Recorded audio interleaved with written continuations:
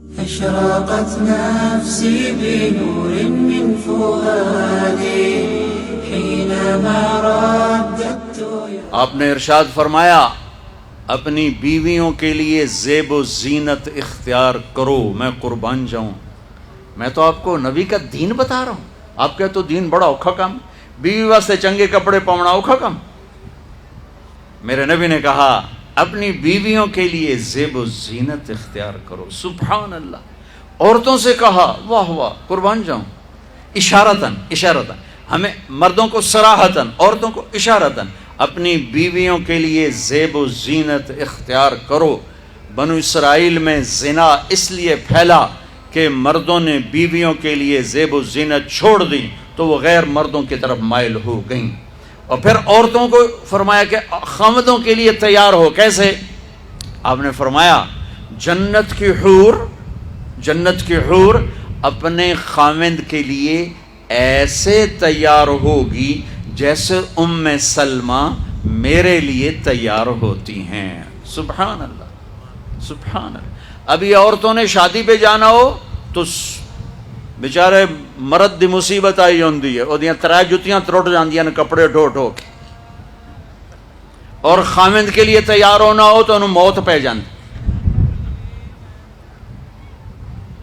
اپنے خامدوں کے لیے تیار ہو ورنہ وہ اور عورتوں کی طرف مائل ہو جائیں گے. یہ اس میں خفیہ پیغام ہے. میرے نبی حیا والے ہیں، پاکیزہ زبان، پاکیزہ ذات. مردوں کو صراحتاً فرما دیا اپنی عورتوں کے لیے تیار ہوا کرو. بنو اسرائیل میں اس وجہ سے فحاشی پھیلی.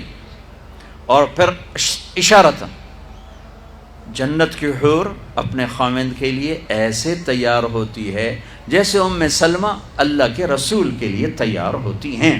جب حضرت فاطمہ رضی اللہ تعالیٰ عنہ کی شادی ہوئی اور نکاح ہو گیا اور رخصتی 1 ماہ بعد، 2 ماہ بعد، 6 ماہ بعد، 1 سال بعد یا فوراً، یہ ساری روایات ہیں، لیکن زیادہ صحیح ہے کہ کچھ عرصے بعد رخصتی تھی، فوراً نہیں تھی. تو جب حضرت علی نے آ کے رخصتی کا مطالبہ کیا حضرت ام ایمن کے ذریعے سے، تو آپ نے حضرت حفصہ اور حضرت ام سلمہ اور حضرت عائشہ ان تینوں سے فرمایا کہ تم جانتی ہو نا میری بیٹی فاطمہ مجھے کتنی محبوب ہے، میری بیٹی کو دلہن بناؤ. اللہ اکبر. میری بیٹی کو تیار کرو. یہ میں دین بیان کر رہا ہوں، بے پردگی نہیں، بے حیائی نہیں. زیب و زینت میرے دین کا حصہ ہے، میرے نبی کی شریعت ہے. میرا نبی خوبصورت دین لے کر آیا ہے، ایک خوبصورت زندگی لے کر آئے ہیں. پتہ نہیں ہم نے کہاں سے عجیب و غریب دین کے فلسفے نکال لیے ہیں. سبحان اللہ. قربان جاؤں. آپ نے کہا جابر شادی کی؟ کہا جی کی. کہا کماری سے کہ بیوہ سے؟ کہا جی بیوہ سے کی. کہا اللہ بکرن فتلاعبک وتلاعبها. ارے تو نے کنواری سے کیوں نہ کی؟ وہ تجھ سے کھیلتی تو اس سے کھیلتا. میں اپنا میرے نبی کا دین بیان کر رہا ہوں.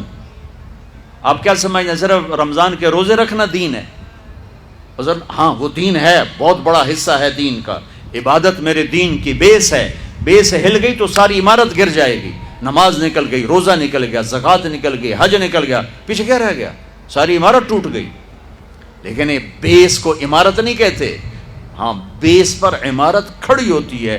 میں عمارت کے کچھ خد و خال بتا رہا ہوں، کچھ نقش و نگار بتا رہا ہوں کہ میرا نبی دین کی عمارت ہمیں کیسے دے کر گئے. کبھی آپ نے میلا کپڑا نہیں پہنا، پرانا کپڑا پہنا، پیوند لگا کپڑا پہنا. میلا کپڑا زندگی بھر نہیں پہنا، زندگی بھر.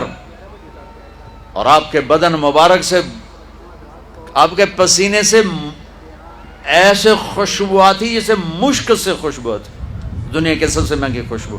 آپ حضرت